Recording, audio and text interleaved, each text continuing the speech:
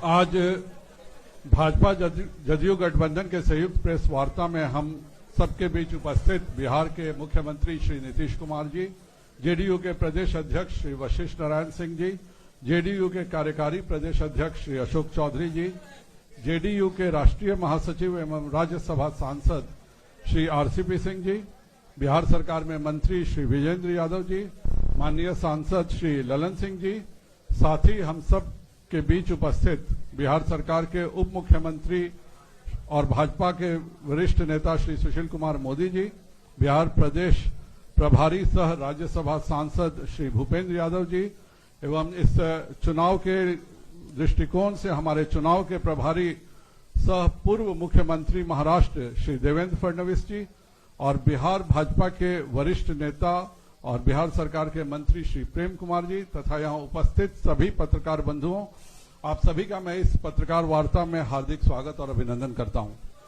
प्रधानमंत्री श्री नरेंद्र भाई मोदी जी के नेतृत्व में केंद्र में गरीब कल्याण को समर्पित मजबूत इरादों वाली एनडीए सरकार है।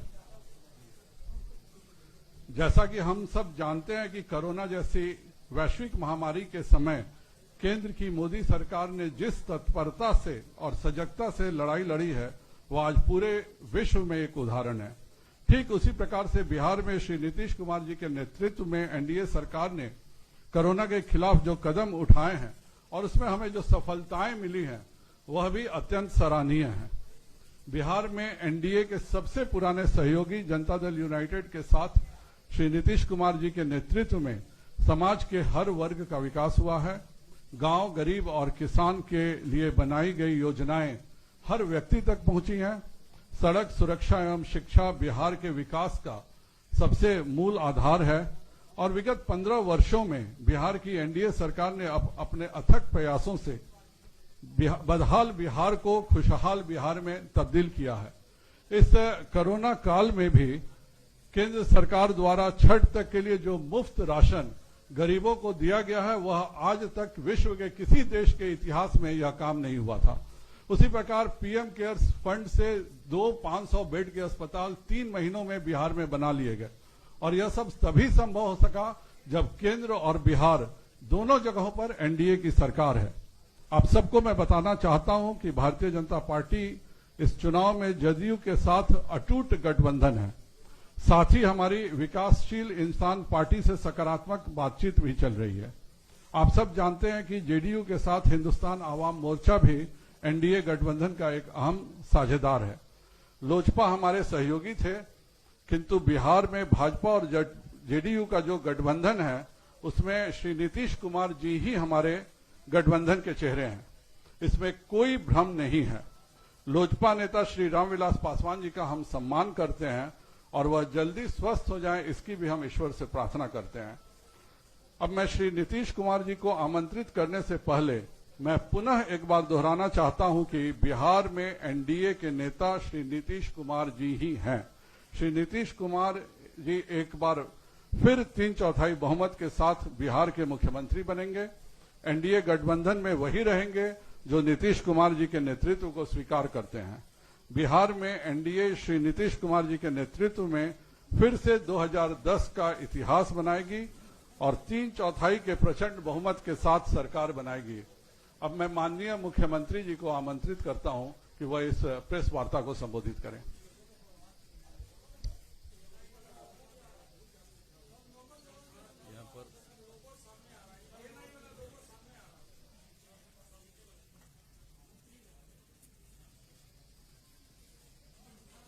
यहाँ पर उपस्थित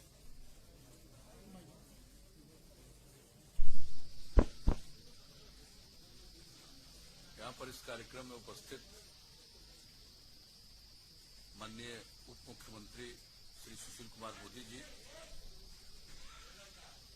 महाराष्ट्र के पूर्व मुख्यमंत्री श्री देवेंद्र फडणवीस जी, भारतीय जनता पार्टी के बिहार के संगठन प्रभारी श्री भूपेंद्र यादव जी, भारतीय जनता पार्टी के प्रदेश अध्यक्ष श्री संजय जायसवाल जी,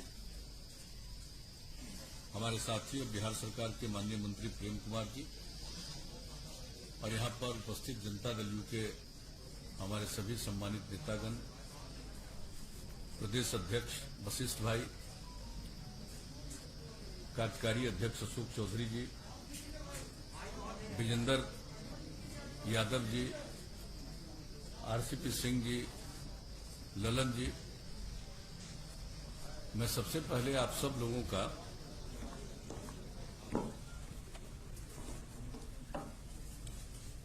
अभिनंदन करता हूं। आप इतनी बड़ी संख्या में यहां पर मौजूद हैं और यहां पर जो बुनियादी बातें हैं उसकी जानकारी संजय जायसवाल जी ने दे दी। जो हम लोगों का गठबंधन है एनडीए, इसमें बातचीत हो चुकी है और हम लोगों की बातचीत पहले ही हो चुकी थी, लेकिन उसका कोई ऐलान नहीं किया गया था और अब उसके बारे में विस्तृत रूप से जानकारी दे दी जाएगी। आज इन्होंने बता दिया है जो जनता दल यू है उसके जिम्मे 122 सीटें दी गई हैं और उसी के अंतर्गत हम पार्टी को, जीतन राम मांझी जी की पार्टी को, उसी के अंतर्गत हम लोगों ने 7 सीटें दी। भारतीय जनता पार्टी के पक्ष में 121 सीटें हैं और उसी के अंतर्गत इन लोगों की बातचीत जो इन्होंने बताया कि अंतिम चरण है विकासशील इंसान पार्टी के साथ, उसी के अंतर्गत उनको सीटें देंगी। और जहां तक दोनों के बीच में कंस्टिट्यूएंसी का सवाल है, कौन कौन विधानसभा क्षेत्र किनके जिम्मे है, उसका भी निर्णय हो चुका है और मैं समझता हूं कि आज वो 122 और 121 तो है, तो बता दें लोगों को, या ऐसे ही आप रिलीज कर दिया जाएगा ये पूरे तौर पर कि इनके जिम्मे कौन सी सीट है। हम लोग मिलकर काम कर रहे हैं और बिहार के विकास के लिए जो भी काम है वो किया गया है और इसके बाद भी आगे मिलजुल कर हम लोग काम करेंगे। एक साथ काम करते हुए हम लोगों का एक लंबा अवसर है और जो कुछ भी बिहार में हुआ है इसके बारे में सब लोगों को जानकारी।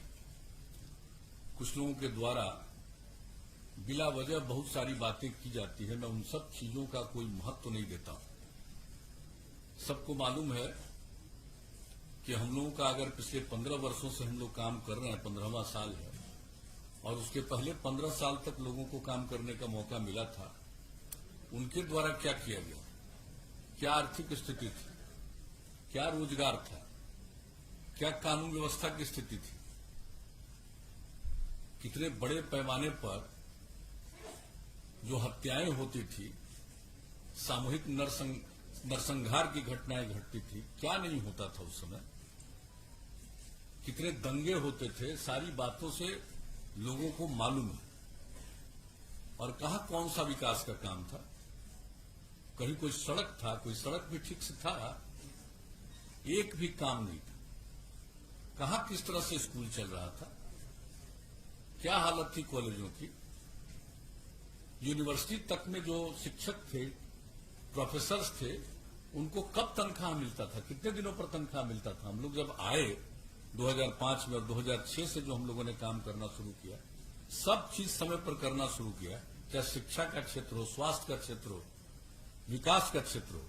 और हम लोग प्रारंभ से कहते रहे न्याय के साथ विकास, यानी समाज के हर तबके का उत्थान और हर इलाके का विकास, वही काम हम लोग करते चले आ रहे हैं किसी भी क्षेत्र में।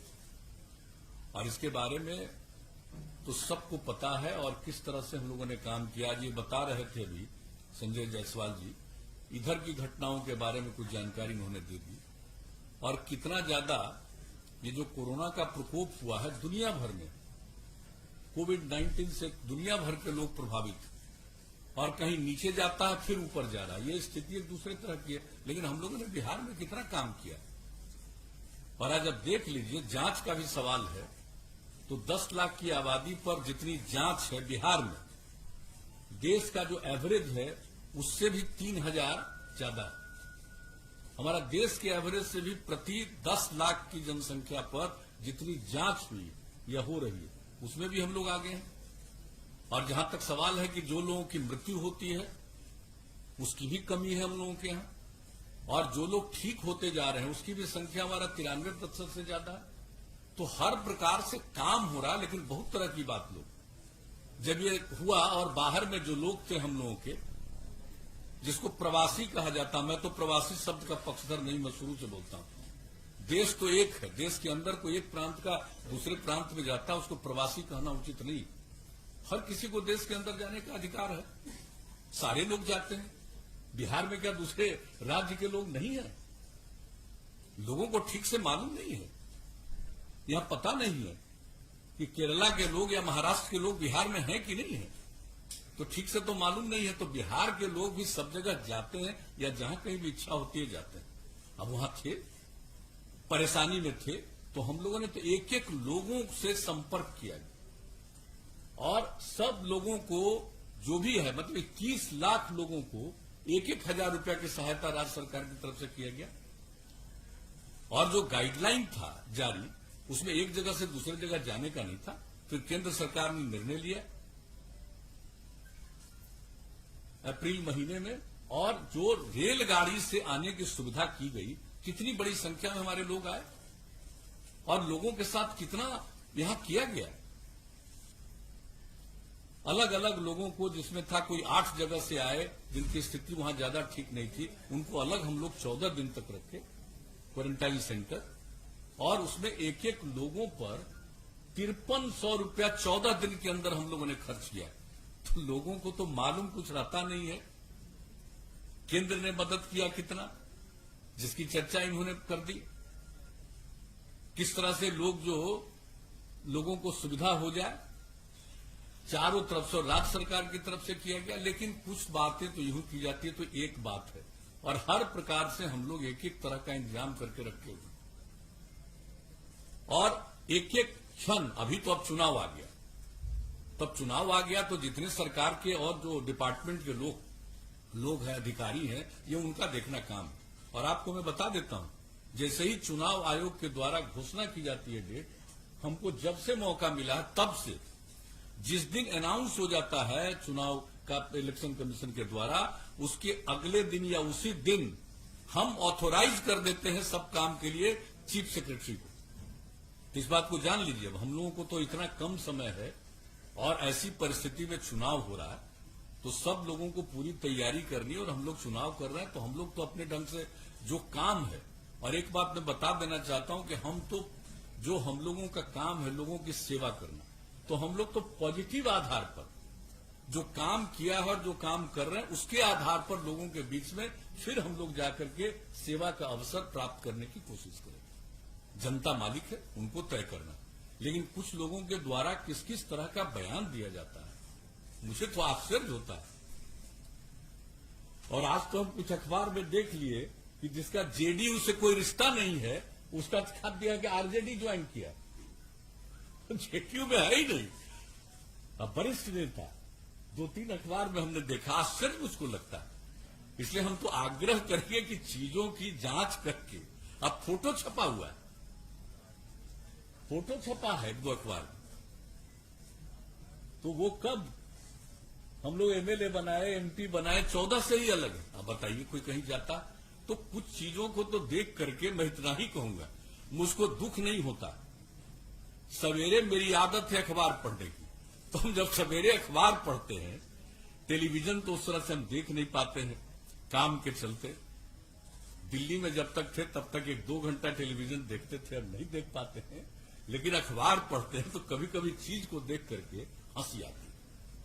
तो इन सब चीजों से हमारा कौन क्या बोलता है, क्या बोलेगा, और इन्होंने उसके बारे में बता दिया। और ये तो बीजेपी ही अपनी तरफ से जो भी बात होगा कह देंगे। कोई क्या बोल रहे हैं क्या नहीं बोल रहे हैं उससे हमको कोई लेना देना नहीं है, कोई मतलब नहीं। हम लोग मिलकर काम कर रहे हैं और मिलकर आगे भी काम करेंगे।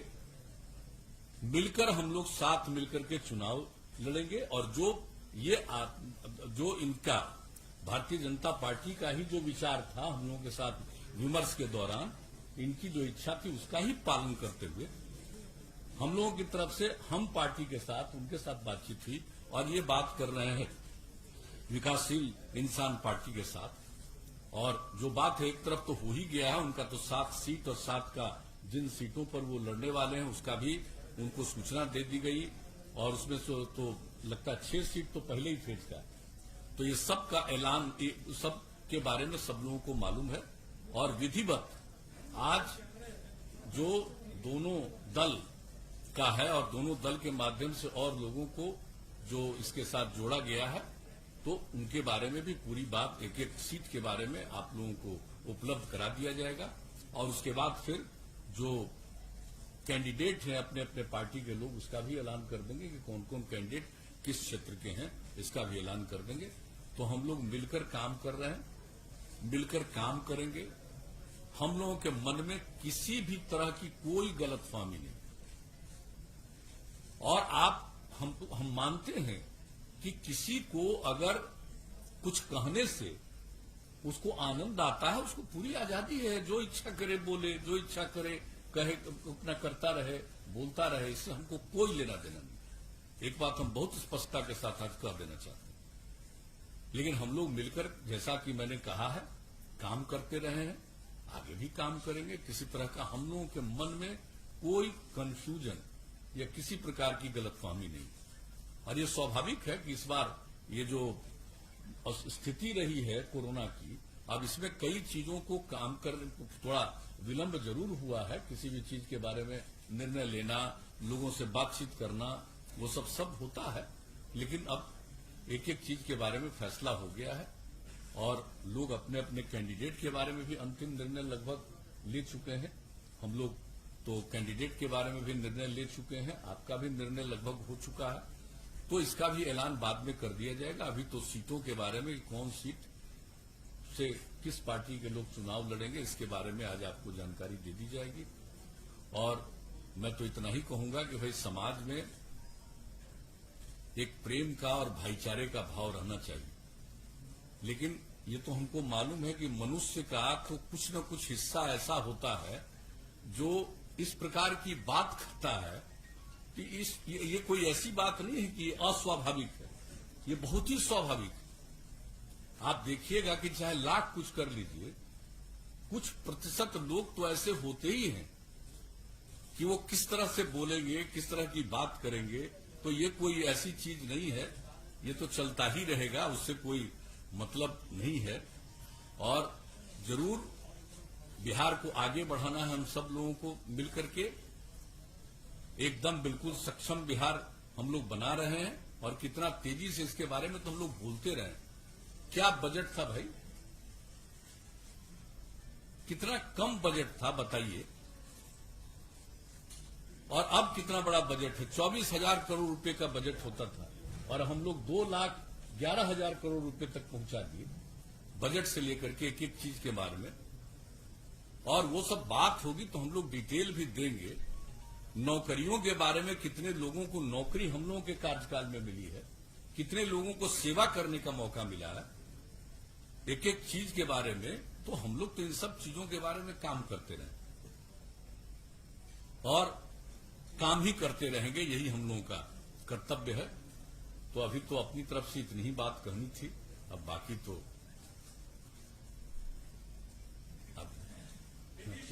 बहुत बहुत धन्यवाद। माननीय मुख्यमंत्री जी ने विस्तृत बताया है, पर अब कोई प्रश्न हो आप सबको तो आप पूछ सकते हैं। एक मिनट, एबीपी।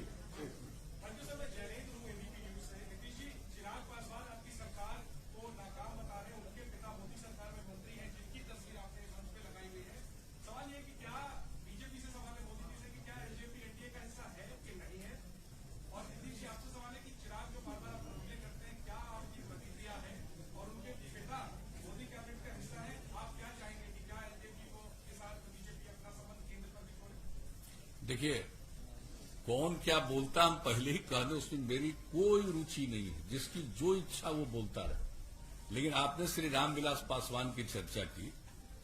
अब रामविलास पासवान जो अस्वस्थ हैं, हम सब लोग चाहते हैं कि वो स्वस्थ हो।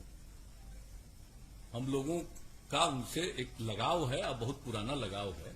लेकिन आप जो पूछ रहे हैं हमसे, कि रामविलास पासवान जी अभी जो राज्यसभा में पहुंचे तो बिना जेडीयू के मदद के पहुंचे, आप जरा बताइए तो। कै गो सीट है बिहार विधानसभा में? 2 है ना। तो बीजेपी ने और जेडीयू ने तो टिकट देकर के राज्यसभा पहुंचाया। तो ये सब बात जो कोई बोलता रहता है, हमको उसे क्या मतलब है? और आप जरा बता दीजिए कि जो पार्लियामेंट का चुनाव हुआ जिसमें 6 सीट मिली, तो कौन नहीं होगा? कितना कितना बार वो मेरे साथ रामविलास पासवान जी गए हैं, सुशील मोदी जी, हम और रामविलास पासवान जी कई जगह मीटिंग में गए हैं, जरा बताइए। तो हम लोग तो सब दिन से सहयोग करते रहे। आप कोई के मन में क्या बात है, इससे हमारा कोई लेना देना नहीं है। और उसका एक पक्ष जो कहा उसके बारे में तो आप लोग बता देंगे।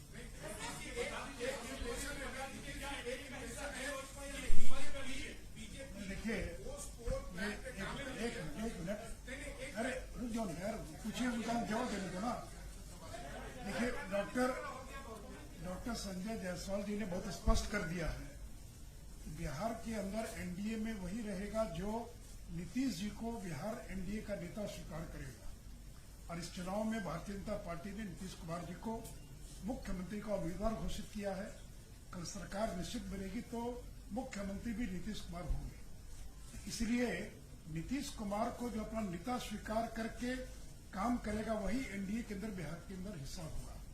और रामविलास जी तो केंद्र में मंत्री हैं ही, वो केंद्र में मंत्री अस्वस्थ हैं वो। और जैसा भी कहा डॉक्टर संजय जायसवाल जी ने कि अगर वो स्वस्थ होते तो शायद आज ये स्थिति पैदा नहीं होती। इसमें कोई इफ एंड बट का सवाल नहीं है। अब मैं मीडिया से भी आग्रह करूंगा, कोई कंफ्यूजन मत रखिए। ये ऐसा गठबंधन है और आज का संबंध नहीं है। 96 से लेकर आज तक बीच के कुछ 2-3 वर्षों के कार्यकाल को छोड़ दें, इतना लंबा अनुभव और कार्यकाल हम लोग का रहा है। तो कोई इफ एंड बट नहीं है। और कोई बीजेपी, जेडीयू और साथ में वीआईपी पार्टी और हम पार्टी, ये 4 दलों का गठबंधन है। और इसलिए आज ये भी आपको बताया गया है कि अगर आवश्यकता पड़ेगी तो चुनाव आयोग को हम लोग लिख कर देंगे, क्योंकि सूचना मिल रही है कि बहुत सारे निर्दलीय लोग भी या अन्य जो इतने दर्जनों दल बने हैं बिहार में, वो हो सकता है कि कोई मुख्यमंत्री के फोटो का इस्तेमाल करे, कोई हो सकता है प्रधानमंत्री के फोटो का इस्तेमाल करे। तो हम लोग आवश्यकता पड़ेगी तो चुनाव आयोग को ये लिख कर देंगे कि ये जो 4 दल मिलकर चुनाव लड़ रहे हैं, यही लोग केवल प्रधानमंत्री के चित्र का इस्तेमाल कर सकते हैं। अगर अन्य कोई दल चित्र का इस्तेमाल करता है तो चुनाव आयोग को जो उनकी अपनी धाराएं, अपना कोड है, उसके अनुसार और वो कार्रवाई करने के लिए स्वतंत्र होगी। आप लोग नीतीश कुमार को, अगर आपके स्ट्राइक रेट आपका अच्छा हुआ तो मिलता स्मॉलर एलाइज आप लोग नीतीश। अरे भाई, एक बार जब घोषणा कर दिया तो कोई इफ एंड बट नहीं है। जितनी भी सीटें जिसको आए, नीतीश कुमार जी को 2 लगातार हमारे मुख्यमंत्री हैं, जब हम साथ में रहे हैं, आज भी मुख्यमंत्री हैं और आगे भी बिहार के इस गठबंधन के वही उम्मीदवार हैं और वही मुख्यमंत्री रहेंगे। इसमें संख्या किसको क्या आई, नहीं आई, क्या हुई, इसका कोई संबंध नहीं है। इसलिए कहीं कोई कंफ्यूजन न रहे। और मैं मीडिया से भी आप पोस्ट पोली की तो बात कर रहे हैं और क्या कर रहे हैं? मैंने तो कह दिया ना आपको। चिराग पासवान पे रिएक्ट अरे भाई, 48 घंटे लगाते हैं। अरे भाई, निकाला हुआ में कुछ और को ट्वीट करने में 2 मिनट लगाते हैं। वो अब ट्वीट कब करें ये भी आप तय कीजिएगा मनीष जी। कब या ट्वीट कोई करो प्रश्न- ये तय आप नहीं ना कीजिएगा। आप बोलिए। नहीं, एक ही व्यक्ति सब नहीं पूछे प्रश्न।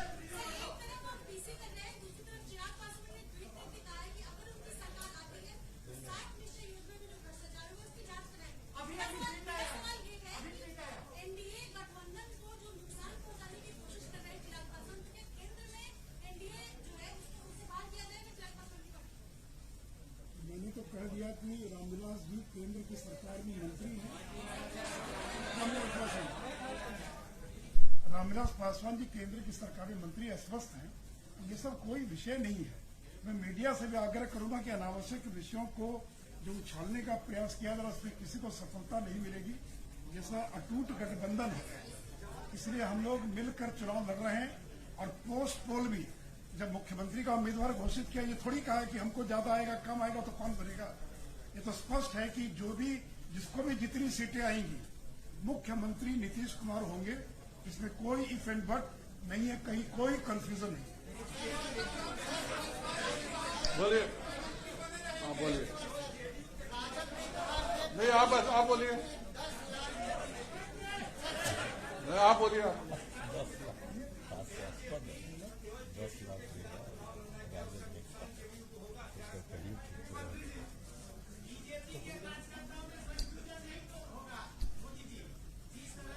अरे भाई, यहाँ पर भूपेंद्र यादव जी बैठे हैं, फडणवीस जी बैठे हैं और अमित शाह जी ने और प्रधानमंत्री जी ने 1 दर्जन बार नीतीश जी के बारे में सारा स्टैंड और सारी चीजें स्पष्ट कर दिया है। उसके बाद भी सवाल पूछ रहे तो आश्चर्य लगता है। इसके बाद और क्या चाहिए स्पष्टता?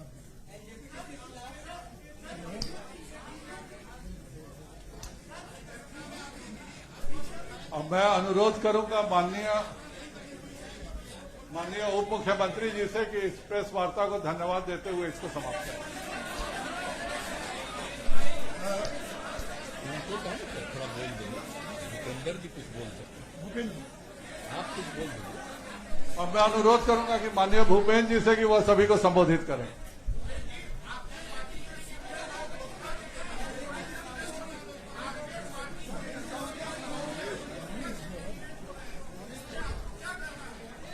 जो भी आदमी, जो भी व्यक्ति भारतीय जनता पार्टी के सिंबल के खिलाफ कहीं भी चुनाव लड़ता है, भारतीय जनता पार्टी के संविधान में व्यवस्था है, वो पार्टी का सदस्य नहीं रह जाता है। पार्टी पूरी तरीके से बिहार में एनडीए में नीतीश कुमार जी के नेतृत्व में चुनाव लड़ रही है। और हम ये मानते हैं कि हमारे प्रधानमंत्री माननीय नरेंद्र मोदी जी के नेतृत्व में पूरे देश भर में जो गरीब कल्याण के कार्यक्रम किए गए, देश में आर्थिक रूप से, सामाजिक रूप से पिछड़े हुए लोग हो, पिछड़े हो, अति पिछड़े हो, दलित हो, वंचित हो, गरीब हो, सबके कल्याण के लिए जो कार्य किया गया है, उन सभी कार्यों को बिहार में भी नीतीश जी के नेतृत्व में आगे बढ़ाया गया है।